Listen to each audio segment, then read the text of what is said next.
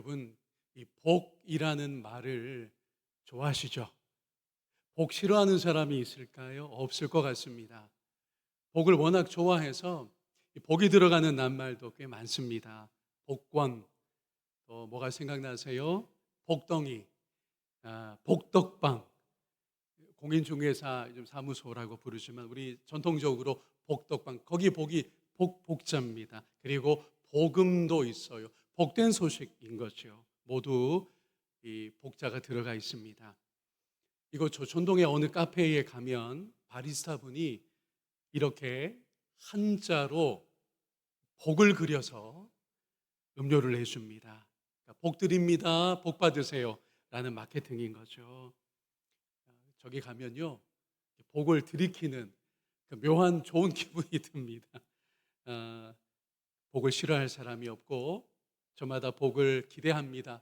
복 받기를 다 원하고 있습니다. 자, 그런데 우리가 성경이 말하는 복에 대해서는 어떻게 알고 있습니까? 또 성경이 말하는 세상적인 복이 아니고요, 성경이 들려주시는 복에 대하여 여러분은 과연 얼마나 동의할 수 있을까요? 이 주제를 이 시간에 여러분과 만나려고 합니다.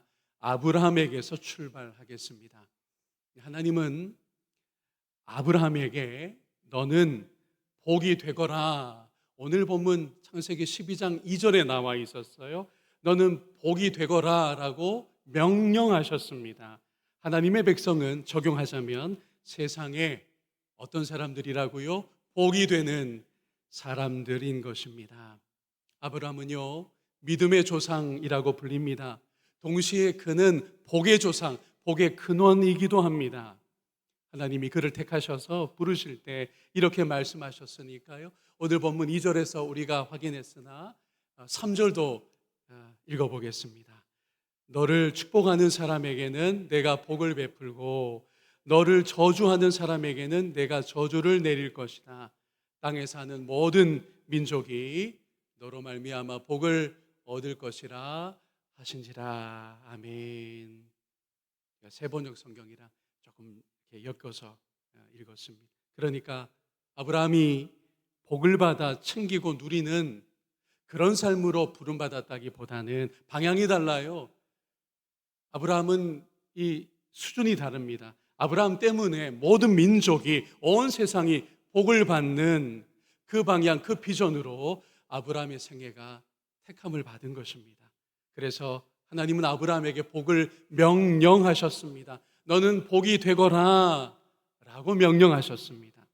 내가 너를 복의 수신처가 아니라 복의 근원으로 삼겠다. 명확하게 아브라함이 단지 복을 챙기는 인생이 아니라 아브라함을 통해서 복이 흘러가고 모든 민족이 하나님의 복에 참여하는 이 원대한 비전으로 아브라함의 생애가 들어오게 된 것입니다. 오늘 우리도 하나님의 복을 흘러가게 하는 이 일들에 늘 쓰임받게 되기를 축복합니다. 교회가요, 성도가요, 세상의 복덩이여야 합니다. 우리 이런 표현 쓸 때가 있잖아요. 아유, 우리 직장에, 아유, 우리 모임에 복덩이가 들어왔네, 세상에. 우리 집안에 복덩이가 들어왔네, 그러잖아요. 저와 여러분이 그렇게 되라고 택함을 받은 겁니다. 우리의 부르심은 이 군산과 온 세상에 더 넓게 우리가 비전을 갖고요, 복이 되는 그런 저와 여러분의 삶, 우리 공동체가 될 줄로 믿습니다. 자, 궁금한 게 하나 생깁니다. 복의 통로가 되는 우리는 그러면 잘 풀리게 되는 걸까요? 우리가 복의 통로라고 했는데 복의 통로로 쓰임받는 나는 그러면 어떤 콩고물이 있습니까? 라는 생각도 듭니다. 여러분, 아브라함이 우리에게 그 증거가 되고 답이 되는데, 아브라함은요, 고향과 가족을 떠나라는 하나님의 지시를 받았습니다. 순종했습니다. 하지만 그 순종의 길에 어떤 일들이 다가왔습니까? 가나안에 마침내 도착했습니다. 그러나 그를 맞이하고 있었던 건 그 땅의 가뭄과 기근이었습니다. 애굽에 내려갔을 때, 그리고 그랄 땅에서도 아브라함은 아내를 강탈당할 뻔했습니다. 끔찍한 일이었어요. 물론 감사한 일도 있었습니다. 가축이 늘어난 것입니다. 자산이 불어난 것입니다. 그러나 그것 때문에 아들 같았던 누구요? 조카 롯과 갈라서는 일이 생겼습니다. 좀 잘 되는 것 같다가도 눈물 날 일들이 늘 따라왔다는 거예요. 그리고 기적같이 마침내 얻은 아들 이삭을, 그러나 번제물로 바치라고 하는 하나님의 명령이 날아들고 말았습니다. 덧붙여서 후손을 많이 주겠다는 하늘의 별처럼 바다의 모래처럼 너희 후손을 그렇게 내가 많도록 할 것이고 그들을 내 언약 백성으로 삼겠다라는 약속이 있었잖아요. 그 약속을 바라면서 아직 언약의 자손은 없었어요. 여종과 동침하게 되었습니다. 이스마엘을 낳았고 이 일로 인하여 가정 불화가 이어졌던 것입니다. 그러니 여러분, 하나님의 택함을 받아 그분의 백성이 되는 것 우리가 잘 이해할 것이 있어요. 불행 끝 행복의 시작이냐? 이것과는 결이 좀 다른 부르심이라는 걸 우리가 받아들일 수 있으면 좋겠습니다. 그게 무엇입니까? 하나님의 크신 일하심 속에 우리가 각기 쓰임을 받는 것입니다. 나의 인생을 세워가는 게 아니고요, 믿는 내가 증명되는 것이 아니고요, 나의 스토리가 중요한 것 아니고요, 하나님의 크신 드라마가 펼쳐져 나가고 그 완성을 향해 이 순간에도 하나님은 일하시는데 저와 여러분의 삶이 그 가운데 배역을 받아서 쓰임받는 것, 그게 진실이고, 어떤 배역이든 아브라함이 그렇잖아요. 그가 믿음의 조상이라고 하지만 제가 조금 전에 짚어드린 것만 해도 여러 가지 어려움들, 뜻밖의 불행들, 뜻밖의 시련들이 아브라함의 생애에 있었던 것을 우리가 기억하여서 하나님의 크신 드라마 속에 내가 다만 쓰임받을 수만 있다면 이라는 겸손한 마음으로 드려지는 저와 여러분 되기를 소망합니다. 우리는요, 영광스러운 주인공이 될 수 없습니다.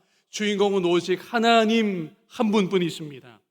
아브라함은 해피엔딩의 배역이 아니었습니다. 그가 죽을 때 수많은 자손의 약속이 겨우 무엇밖에 없었습니까? 이루어진 거라고는 겨우 무엇뿐이었습니까? 고작 이삭과 이삭의 두 아들뿐이었어요. 하나님의 언약의 후손에 대한 그 위대한 약속이 주어졌지만 아브라함이 눈을 감을 때는 고작 이삭과 그의 두 아들뿐이었다는 거예요. 우리 인생이 희극이냐 비극이냐라는 건 그래서 전혀 중요하지 않습니다. 하나님의 크신 뜻이 이루어질 뿐인 줄로 믿습니다. 희극이냐 비극이냐 그 판단 자체가, 의무 부여 자체가 우리 손에 있지 않다는 것을 겸손히 인정할 수 있으면 좋겠어요. 그렇다면 아브라함에게 하나님의 크신 뜻은 무엇이었습니까? 우리가 다 알고 있어요. 아브라함을 통해서 모든 백성이, 온 민족이 하나님의 복에 참여하는 것입니다. 이를 위해서는 먼저 언약 백성이 이루어지는 것이었고요, 아브라함의 인생은 그 출발점으로서 쓰임받았던 겁니다. 아브라함이 눈을 감을 때 그래서 비로소 온전히 깨달을 수 있었고 고백할 수밖에 없었습니다. 무엇을요? 하나님, 제가 복을 챙기고 누리는 인생이 정말 아니었군요. 저는 하나님이 처음 저에게 말씀하신 그대로 복이 되는 인생으로 한 생애를 쓰임받았군요. 이것이 아브라함이 눈을 감을 때 비로소 환하게 들어왔고 고백할 수 있었던 대목입니다. 이 원리가 우리에게 이런 물음을, 도전을 이 밤에 건네고 있어요. 너로 인해서 주위 사람들이 복을 받고 있느냐라고 우리에게 물으십니다. 권 목사야, 너의 존재가 경포교회에 복이 되고 있느냐? 오늘 설교를 준비하면서 저는 이런 준엄한 하나님의 말씀 앞에 두려웠습니다. 우리 공동체를 향하여서도 말씀하십니다. 경포교회가 군산에 복이 되고 있느냐? 내가 아브라함을, 믿음의 조상으로 택했던 아브라함을 그렇게 계획했듯이 너희들 공동체가 이 도시에 복이 되고 있느냐라고 질문하시고 있다는 거죠. 하나님의 명령입니다. 복을 받기도 하지만 복이 되는 저와 여러분이기를 주님의 이름으로 축원합니다. 이제 성경의 복을 좀 신선하게 들을 차례인데요. 오늘의 핵심입니다. 두 번째 내용인데, 하나님이 아브라함에게 말씀하신 복은 무릎을 꿇는다는 뜻의 히브리 말 바라크입니다. 한번 따라해 주시겠어요? 바라크. 이게 오늘 본문 12장 2절에 복이 되라 그 명령하실 때 그 복의 히브리 말입니다. 그런데 이 말의 원초적인 의미는 여기에 있어요. 무릎을 꿇는다라는 겁니다. 좀 이상하죠? 연결이 잘 안 될 것 같죠? 아니, 복이라고 하는데, 그게 바라크라고 하는데 무릎을 꿇는다는 건 무슨 이야기고 무슨 그림인가? 이 두 가지가 어떻게 연결되는가라는 질문이 아마 마음에 일어났을 겁니다. 이 대목에서 제가 퀴즈를 하나 준비했습니다. 중요한 힌트가 될 수 있는 건데, 맞추는 분에게는 제가요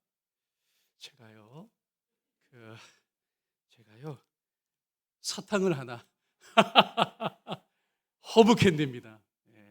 제가 아껴서 먹는 건데 허브 캔디를 맞추시는 한 분에게 드리려고 합니다. 자, 문제 나갑니다. 이 바라크라는 복의 배경에 이 동물이 있습니다. 바라크는 무릎 꿇는다라는 의미가 원초적인 뜻으로 있다 그랬잖아요.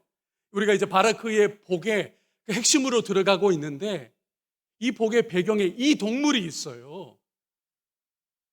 어떤 동물일까요? 어느 동물일까요? 두 분이 동시에 맞추신 것 같은데, 이 사탕을 어떻게 콩 한 쪽도 나눠 먹는다고 예배 끝나고 드리겠습니다. 낙타입니다. 정답은 맞습니다. 낙타입니다. 이것으로부터 중요한 원리가 있는데요. 여러분, 낙타가 무릎을 꿇을 때 어떤 좋은 일이 있습니까? 어떤 복된 상태가 됩니까? 맞습니다. 주인이 짐을 어떻게 해요? 내려주고 광야길을 하루 종일 걸었잖아요. 무엇을 먹입니까? 시원한 물을 먹인다는 거예요. 이것은 하나님께도 동일한 원리가 됩니다. 사랑하는 여러분, 하나님이 우리의 주인이십니다. 우리는 그분의 피조물입니다. 낙타와 같은, 비유하자면 피조물이라는 거예요. 우리가 피조물임을 망각하지 않을 때 하나님 앞에 우리의 마땅한 태도가 있는데, 그게 뭐냐 하면 무릎을 꿇는 거예요. 그러면 어떤 복이 우리에게 온다고요? 주인이신 하나님께서 우리의 짐을 벗겨주십니다. 무엇을 마시도록 해주시죠? 생수를, 그냥 물이 아니에요. 생수를 마시게 해주시는 줄로 믿습니다. 그러니 우리 중에 감히 누가 하나님 앞에 뻣뻣할 수 있을까요? 우리 중에 감히 누가 무릎 꿇기를 주저할 수 있겠느냐라는 겁니다. 피조물의 위치를 우리가 망각하지 않는 이상 우리는 즐거이 하나님께 나아가 무릎을 꿇으며, 우리는 즐거이 하나님 앞에 나아가 엎드리는 자들이 되는 것입니다. 이 밤에 우리가 모여서 찬미하고 경배하는 것도 실제 우리의 무릎을 꿇지는 않았지만 마음의 자세예요. 하나님 앞에 무릎 꿇는 마음으로, 중심으로 지금 예배하며 그분의 말씀 앞에 우리가 함께 있는 것입니다. 여러분, 기억하시길 바랍니다. 하나님 앞에 무릎을 꿇으면, 하나님 앞에 엎드리면 그것 자체가 곧 복이라는 거예요. 하나님, 이것 주세요. 무릎 꿇어서 그게 복이라는 거 말고 다른 거 제가 1번부터 목록 기도하잖아요. 하나님, 그거 주세요. 구체적으로 기도해야죠. 하나님은 좋은 거 주시기를 원하시지만 오늘 우리는 복의 근원에 들어와 있어요. 복의 근본은 하나님께 무릎 꿇는 것입니다. 이게 정말 복이어서 우리가 다시는 죄로 인하여, 타락으로 인하여 우리에게 부과된 그 종의 신분, 우리를 얽매는 그 짐으로부터 자유케 될 줄로 믿습니다. 낙타의 주인이 그러하듯 하나님께서 그의 아들을 통하여 우리의 모든 죄의 짐을 옮겨 주시기 때문입니다. 그리고 우리에게 참으로 생수를 마시게 하세요. 이것을 누가 확인해 주셨느냐? 예수 그리스도께서 확인해 주셨습니다. 신약 성경 두 군데에서 읽으며 우리 마음에 참된 안정감을 얻기를 원하는데요. 먼저 마태복음 11장입니다. 수고하고 무거운 누구요? 짐진 자들아, 오늘 퀴즈로 연결할게. 낙타들아, 다 내게로 오라. 내가 너희를 쉬게 하리라. 짐을 벗겨주시니까요, 우리에게 진정한 쉼을 그리스도께서 주십니다. 이미 십자가로서, 대속의 죽음으로써 죄와 사망의 통치로부터 우리를 건져내셔서 모든 죄짐으로부터 자유케 해주셨잖아요. 이제 물입니다. 생수입니다. 요한복음 4장으로 갑니다. 내가 주는 물을 마시는 자는, 낙타는 영원히 목마르지 아니하리니 내가 주는 물은 그 속에서 영생하도록 솟아나는 샘물이 되리라. 아멘. 이런 복을 받는 거예요. 근본적인 이 복을 받는 겁니다. 어떤 태도를 가지면요? 하나님 앞에 무릎을 꿇으면요, 하나님 앞에 나아가 엎드리면요, 하나님 이것을 주시고 또 새롭게 허락해 주십니다. 우리 가운데 관절이 아픈 분들이 한두 분이 아니에요. 제가 다시 말씀드려요. 걱정이 돼가지고 갑자기 내일부터 막 무릎 꿇고 그러시면 안 됩니다. 이게 마음의 자세를 제가 지금 설교하는 것이지, 이미 관절이 상했는데 내일부터 막 무릎 꿇고 그러지 않으셨으면 좋겠어요. 관절이 괜찮은 분들은 그러나 무릎 꿇어 기도하는 거 귀한 기도의 또 예배의 자세인 것은 맞습니다. 자, 우리 근본 태도를 오늘 주목하고 짚어본 겁니다. 엎드림입니다. 그리고 이 엎드림은 곧, 저를 한 번 더 따라해 주실까요? 예배의 태도. 엎드림은 곧 예배자의 태도입니다. 예배를 어떻게 드리는 겁니까? 예배가 뭡니까? 라고 할 때 한마디로 그것은 하나님 앞에 나와 엎드리는 것입니다. 그래서 똑같은 히브리어 바라크가 시편으로 가면요, 예배의 상황에서 쓰이고 있다는 게 너무 중요한 연결점이에요. 그 중에 하나 시편 95편을 보겠습니다. 거기 6절입니다. 오라 우리가 굽혀 경배하며 우리를 지으신 여호와 앞에 어떻게 하자고요? 무릎을 꿇자. 아멘. 여기 경배하는 상황입니다. 그런데 방금 읽은 무릎을 꿇자라는 이 단어가 똑같은 히브리어 바라크로 되어 있다는 사실이에요. 그러니까 무릎을 꿇는 것, 엎드리는 것은 곧 무슨 태도와 연결된다고요? 예배의 태도, 예배자의 자세와 손을 맞잡고 있다라는 겁니다. 그러니 오늘부터 우리의 예배의 태도가 새로워질 수 있기를 소망합니다. 어떤 중심으로 예배하자고요? 엎드리는 중심으로 하나님 앞에 나와 참으로 무릎 꿇는 것 같은 마음으로 하나님을 찬미하고 예배하는 저와 여러분 될 줄로 믿습니다. 그러니 이런 정리가 가능해요. 예배가 복인 줄로 믿습니다. 자, 엎드리는 게, 무릎 꿇는 게 바라크이고, 바라크는 창세기 12장에서 아브라함을 부르실 때의 그 장면에서는 복이라는 의미로 쓰였는데, 결국은 무릎 꿇는 것, 엎드리는 것이 복이라고 한다면 이 엎드림이 곧 뭐라고요? 예배잖아요. 그러니 어떤 결론이 가능해요? 예배가 곧 뭡니까? 복입니다. 예배가 복입니다. 아니, 목사님 예배 드려서 무슨 좋은 일이 있습니까? 라고 한다면 성경의 대답은 이거예요. 예배 자체가 복이라는 거예요. 예배자가 되어 있는 것 자체가 크나큰 복인 줄로 믿고, 날마다 하나님 앞에 공적인 예배로 또 삶의 예배의 자리에서 기쁨으로 그분께 무릎 꿇는 저와 여러분인 줄로 믿습니다. 제가 군목 사역 시절에 한번 말씀드린 적이 있습니다만, 새벽 기도회 때 제가 두 번째로 사단급 부대를 이렇게 사역하게 되었었습니다. 저희는 보통 그래요. 군목들이 연대 목사, 여단 목사, 사단 목사, 군단 목사. 그래서 가끔 저 군목 시절에 민간교회에서 제가 지금 사단 목사입니다 그러면 사단아 물러가라 막 해야 되는데 이게 무슨 얘기인가라고 군대를 잘 모르시는 민간의 성도님들이 오해하곤 하시더라고요. 별 2개 단 사단장이 지휘하는 부대를 사단이라고 하잖아요.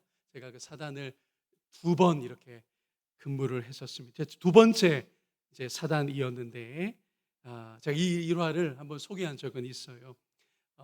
신앙이 좋은 집사님이 사단장이었습니다. 이 집사님이 임기를 이제 마칠 때가 되었고요. 임식을 앞두고 마지막 자기가 참석할 수 있는 새벽 기도회에 남았어요. 그 부부가 제일 앞자리에 이렇게 앉아서 마지막 새벽 기도회에 참석을 했는데, 기도회가 끝나고 사단장 집사님이 저에게 조용히 이렇게 부탁을 했습니다. 목사님, 저를 위해서 기도해 주십시오. 새로운 부대로 가게 되었습니다. 저를 위해서 기도해 주십시오. 당연히 제가 기도하죠. 그분 아니어도 여러 성도들 이런저런 일들 또 기도 요청이 있을 때 제가 손 얹고 기도하죠. 그런데 제가 그날 놀랬던 것은, 그 아침에 놀랐던 것은 저를 위해서 기도해 주십시오라고 하더니 의자 옆으로 나오더니요, 제 앞으로 와서 무릎을 꿇는 거예요.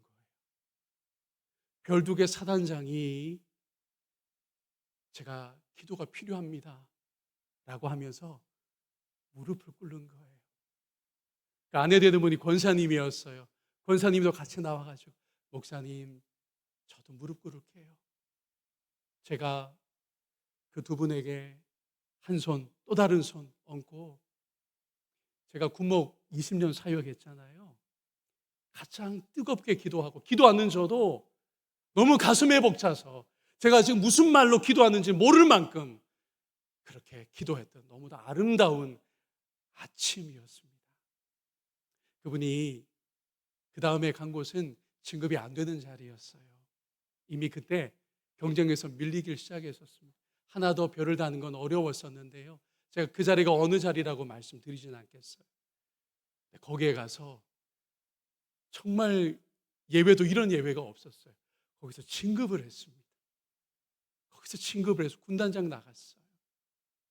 큰 간증이요. 그 집사님 부부와 저만 아는, 우리가 하나님 앞에 그 이른 아침 저도 무릎을 꿇고 같이 손 얹어서 기도했던 우리 3명의 그 무릎 꿇음이 하나님께 잊힌 바 되지 아니하고 기억하셔서, 여러분 꼭 좋은 결과가 와서만이 아니에요. 우리가 함께 3명이 무릎을 하나님 앞에 꿇었던 그 아침이 늘 기억이 나서 감격적인 마음이 있습니다. 사랑하는 여러분, 하물며 우리가 하나님께 마땅히 무릎을 꿇어야 하지 않겠습니까? 창조주께 복을 주시는 분께 늘 엎드리는 저와 여러분이 되었으면 좋겠습니다. 아울러 우리 서로에게도 뻣뻣하지 않았으면 좋겠어요. 나보다 동료 신자를, 믿음의 형제 자매를 더 낮게 여기는 우리의 마음의 기본이 분명해지면 좋겠습니다. 발음을 잘해야 돼요. 나보다 남을 더, 어떤 분들이 이거를 낮게 여긴다고. 아니죠. 그 구절 어떻게 돼요? 나보다 남을 더 낮게, 높게, 그렇죠. 그렇게 여긴, 나보다 더 나은 분입니다, 당신은, 이거예요. 우리가 참으로 그런 자리에까지 우리의 자세를, 마음을 두어서 서로 우애하는 우리 공동체가 될 줄로 믿습니다. 이제 정리하면서 마지막으로, 하나님은 우리의 무엇을 보십니까? 오늘 마지막 정리하는 거예요. 우리의 자세를 보십니다. 우리의 중심을 보시는 하나님이십니다. 신앙생활이 결국 뭐냐? 하나님 앞에 겸손히 무릎 꿇는 겁니다.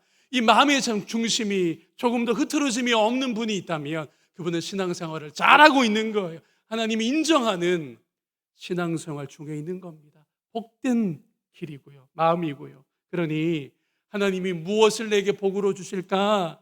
하나님이 이 복을 주시나 안 주시나 그거 빤히 쳐다보고 있기보다는 우리의 마음의 중심이 날마다 하나님께 드려졌으면 좋겠어요. 한 번이라도 더 하나님 앞에 엎드리고 내 마음으로 한 번이라도 하나님 앞에 무릎 꿇는 그런 신자가 되어서 하나님의 영원한 은총을 누리는 우리 모두가 되기를 소망합니다.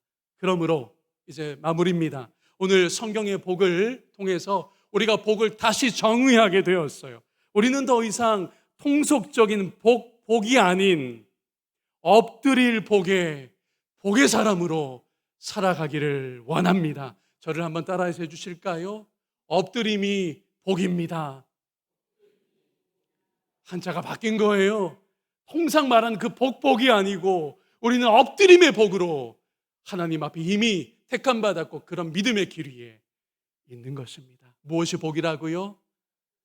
엎드릴 복자를 써서 엎드림이 복입니다. 오늘 바라크의 복, 엎드림의 복, 이것을 통해서 하나님은 늘 우리의 창조주이시요 하늘 아버지셔서 우리의 짐을 이렇게 옮겨주시고, 그리고 우리에게 시원한 하나님의 아들로 인한 생수를 공급하셔서 우리가 이 땅을 여전히 고단한 광야길로 살아가지만 정말 낙타와 같은 신세일지도 몰라요. 광야 같은 인생길이잖아요.